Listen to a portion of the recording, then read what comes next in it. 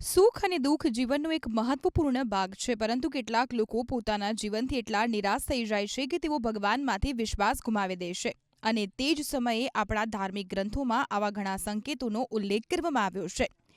અને એ દર્શાવે છે કે ભગવાનના આશીર્વાદ આપણા પર છે કે નહીં. ઘણા એવા સંકેતો હોય છે કે જે સંકેતો તમને મળે તો ખબર પડે કે તમારા ઘરમાં ભગવાન રહે છે કે નહીં. જ્યારે તમારા ઘરના મંદિરમાંથી એક અલગ સુગંધ આવવા લાગે છે તો તેનો અર્થ એ છે કે ભગવાન તમારા ઘરમાં જ છે. આ ઉપરાંત જો તમે સતત 3 દિવસ ઘરની બહાર નીકળતી વખતે નીલકંઠ પક્ષીને જુઓ છો તો તેનો અર્થ એ છે કે ભગવાનના આશીર્વાદ તમારા ઉપર છે. જો તમને સ્વપ્નમાં કોઈ મંદિર કે ભગવાનની મૂર્તિ દેખાય છે તો સમજવું કે આ પણ એક શુભ સંકેત છે. જો તમે પ્રાર્થના કરી રહ્યા હોવ ત્યારે કોઈ ગાય, બિલાડી કે સાધુ તમારા દરવાજે આવે છે તો તેનો અર્થ એ છે કે ભગવાનના આશીર્વાદ તમારા ઉપર છે. ક્યાંક જતી વખતે ઘરની બહાર ઝાડુ મારતી સ્ત્રીને જોવી એ પણ શુભ છે. જો તમે સપનામાં અથવા જાગતી વખતે મંત્રનો અવાજ સંભળાય છે તો આ પણ ભગવાનની હાજરીનો સંકેત છે.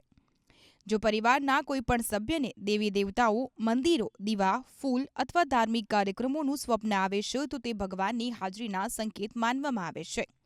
તુલસીને લક્ષ્મીનું સ્વરૂપ માનવામાં આવે છે. તુલસીનું સુકાઈ જવું કે લીલું રહેવું એ પણ ઘરની આધ્યાત્મિક સ્થિતિને પ્રતિબિંબિત કરી શકે છે. આવી પરિસ્થિતિમાં ઘરમાં તુલસીનો છોડ જો લીલો હોય છે તો તે દેવી લક્ષ્મીની હાજરીને દર્શાવે છે.